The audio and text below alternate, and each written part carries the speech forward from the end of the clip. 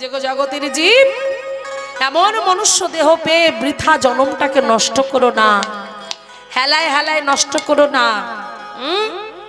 এই যে কীর্তন হরিবাসর হচ্ছে, কীর্তন দিয়ে কি লাভ, কীর্তন শুনে কি লাভ? এমন কীর্তন শুনতে হবে যেন আমার জীবনে যেটা ঘটেনি যেন সেটা ঘটে যায়, আমি যেন ঘটাতে পারি সেটা, এমন জিনিস এখান থেকে নিয়ে যেতে হবে। না প্রতি বছরই কীর্তন হচ্ছে, কিন্তু মানুষের পরিবর্তন না হলে কীর্তন দেওয়া বেকার। মহারাজ একটা কথা অনেকবার করে বলে গেছেন যে দেহটা কৃষ্ণের জন্য পেয়েছো, এই সাদের দেহটাকে নষ্ট করো না। তাই তিনিও বললেন, কে না ভবা পাগলা জগৎকে জানিয়ে গেল। কি জানিয়ে গেল? এমন মানব জনম,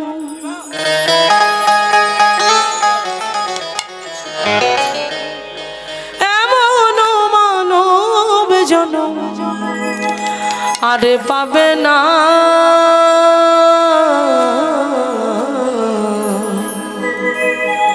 বারে বারে আশা হবে না, বারে বারে আশা হবে না, বারে বারে আর আশা হবে না। এমন মানব জনম, এমন মানব জনম তুমি আর পাবে না, বারে বারে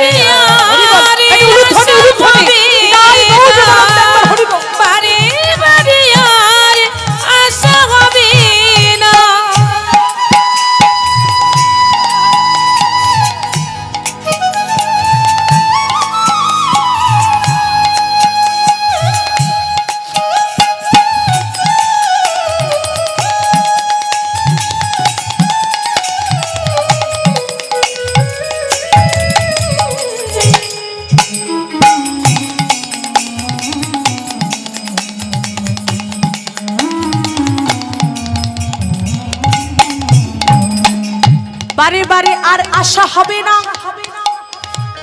এমন মানব জনম তুমি আর পাবে না।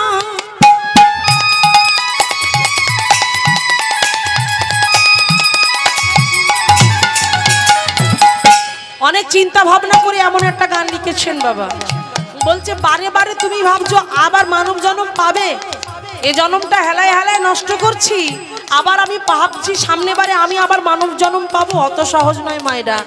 আমরা যে কত কুলে কতবার জন্ম নিয়েছি তার কোনো ঠিক নেই।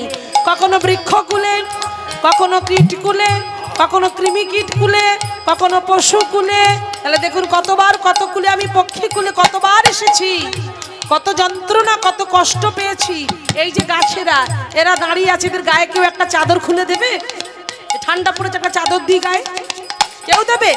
কেউ দেবে না। একটা বিড়াল ঘুরে বেড়াচ্ছে, কুকুর ঘুরে বেড়াচ্ছে, তো ওদের গায়ে একটা চাদর দেবে কেউ? ভালো কিছু দেবে? দেবে না। তাহলে দেখুন এই জন্মটা কত কষ্টের জন্ম, আর আমরা যে জন্মটা পেয়েছি কত সুখের জন্ম বলুন। ইচ্ছা হলেই এখন ঘুম পেলেই বাড়ি গিয়ে লেপের মধ্যে ঢুকে গিয়ে ঘুমিয়ে পড়বো, তাহলে কত সুখের জন্ম। তাহলে জন্ম কি বারবার পাবো আমরা? তাহলে সেই জন্মটা পেয়ে আমরা কি করছি? সেই জন্মটা পেয়ে আমরা আমাদের মধ্যে পশুদের মধ্যে পার্থক্য কোথায়? আমরাও খাই, পশুরাও খায়, আমাদেরও সন্তান সন্ততি হয়, পশুদেরও সন্তান সন্ততি হয়। হ্যাঁ, তারাও খাদ্যের জন্য সকালবেলা বেরিয়ে যায়, সন্ধ্যার সময় ঘরে ফেরে, আর মানুষও সকালবেলা বেরিয়ে যায়, সন্ধ্যার সময় ঘরে ফেরে। তাহলে ডিফারেন্স কোথায়? পার্থক্য কোথায়? না পার্থক্য একটা জায়গায়, তারা হেমদণ্ড বাহু তুলে, দুটি বাহু তুলে হরিবোল বলতে পারে না। মায়েরা যেটা, বাবারা যেটা করতে পারবে, হ্যাঁ, তারা উলুধ্বনি করতে পারবে না, জয়ধ্বনি করতে পারবে না, কিন্তু আমরা পারবো। আমরা মানুষ, কিন্তু মানুষ হয়ে মানুষের কোন কাজটা ভালো করছি? সেই জন্যই তো আজকে ভবা পাগলা বললেন সাবধান হও, সাবধানে চলো মন, হাউ হুঁশিয়ার, বেলা যে বয়ে যায় আসে অন্ধকার। সাবধানে চলো মন, হাউ হুঁশিয়ার, পাগল মন রে, মন রে, ও পাগল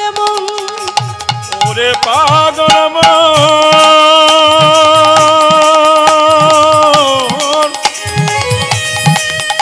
মনে রে আমার ওরে ওরে পাগল সাবধানে চল মন হও হুঁশিয়ার বেলা যে বয়ে যায় আসে অন্ধকার। সাবধানে চলো মন হও হুঁশিয়ার বেলা যে বয়ে যায় আসে অন্ধকার। বলছে খুব সাবধানে চলাফেরা করতে হবে, কারণ আমাদের জীবনটা হলো পদ্ম পাতার জলের মতো। পদ্ম পাতায় জলে দিলে জল যেমন টলমল টলমল করে, পদকথা গোবিন্দ দাসের পদ আছে, কমল জল দল জীবন টলমল, কমল দল জল জীবন টলমল, ভাজ হরি পদ নীতিরে,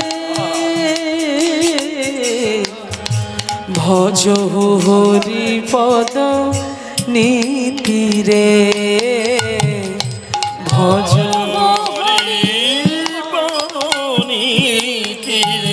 তাহলে কমল দল জল জীবন টলমল, বলছে কমল দল মানে কমল, এই যে পদ্ম ফুল যেমন জল দিয়ে টলমল করে, আমাদের জীবনটাও ওই রকম টলমল টলমল করছে। এই বুঝি পড়ে গেল, এই জীবনের কোনো গ্যারান্টি নেই, কোনো দাম নেই, আজ আছি কাল নাও থাকতে পারি।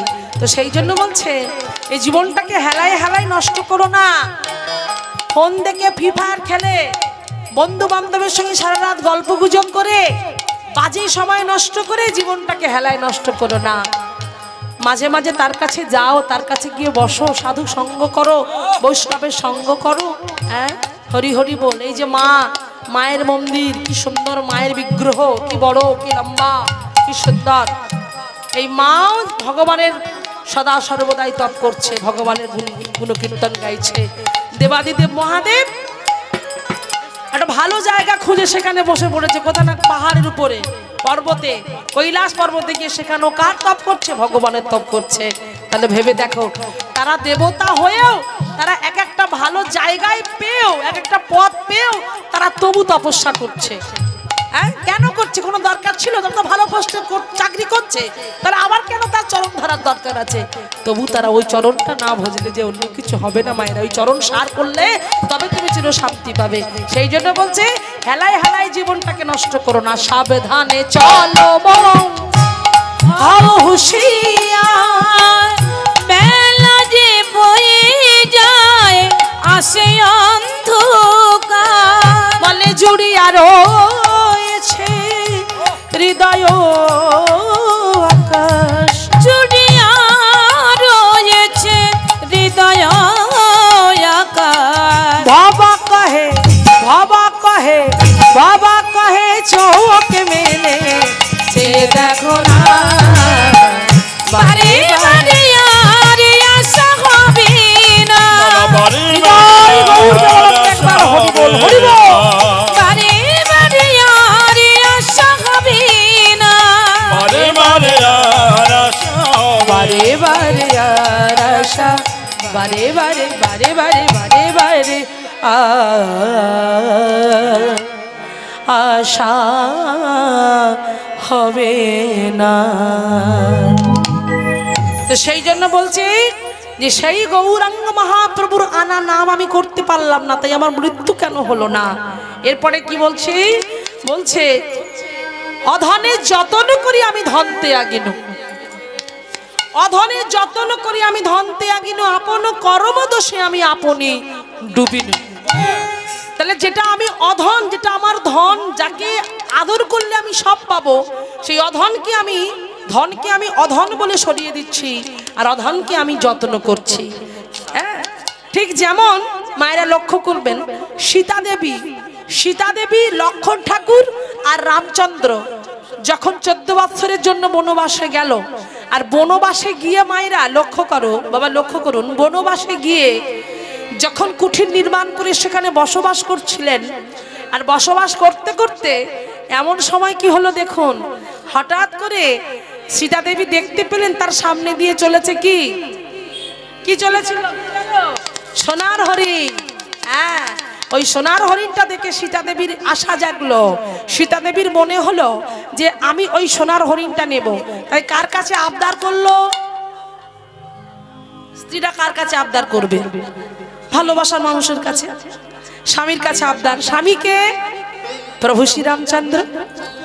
তাহলে প্রভু শ্রীরামচন্দ্রের কাছে আবদার করলো যে স্বামী আমার ওই হরিণ চাই। মায়েরা ভেবে দেখো, একবার অনুভব করো তো, সোনার হরিণ কখনো হেঁটে যায় মা?